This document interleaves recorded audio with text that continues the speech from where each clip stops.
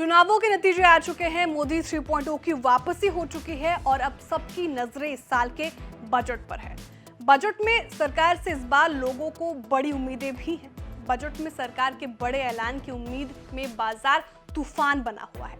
माने बाजार एक के बाद एक रिकॉर्ड तोड़ने में लगा हुआ है। बुधवार 3 जुलाई को सेंसेक्स ने 80,000 का लेवल तोड़ दिया और बाजार में जश्न का माहौल बन गया। लेकिन अब एक बड़ा सवाल पैदा हो रहा है। सवाल इस बात का कि क्या बजट के बाद भी बाजार इसी तेजी के रिकॉर्ड तोड़ता रहेगा।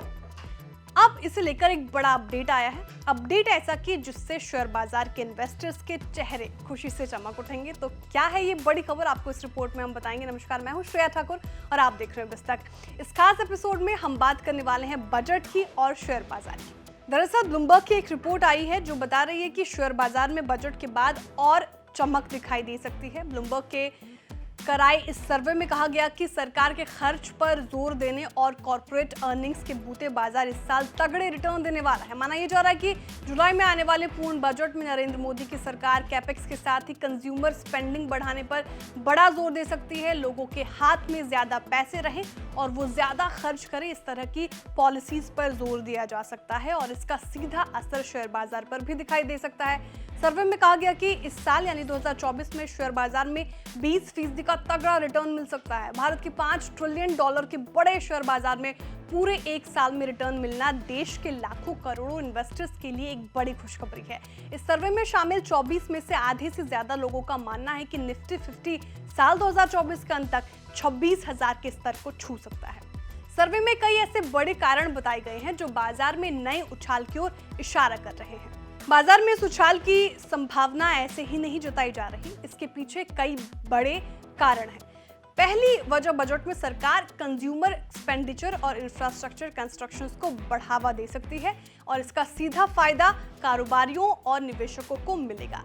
रिसर्च में शामिल 24 में से आधे से ज्यादा लोगों ने इस बात पर भी पूरा भरोसा जताया कि एनएससी निफ्टी 50 इंडेक्स साल 2024 के आखिर तक 26,000 के लेवल को टच कर सकता है।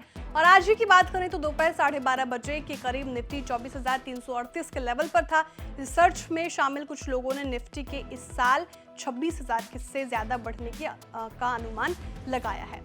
दूसरा कारण, हाल ही में हुए लोकसभा चुनाव में पीएम मोदी के नेतृत्व वाली भारतीय जनता पार्टी को मिले कम बहुमत मिला है। कम वोट वाली सरकार अपना वोट बैंक बढ़ाने के लिए लोक लुभावन वादों के साथ ग्रामीण अर्थव्यवस्था को मजबूत करने पर पूरे ध्यान दे सकती है।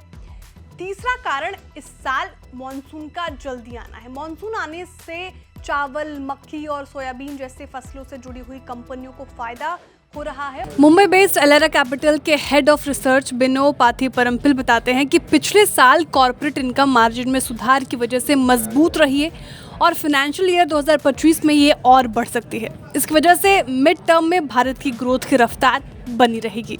चौथा कारण, ग्लोबल इकोनॉमी में सुधार की उम्मीद है।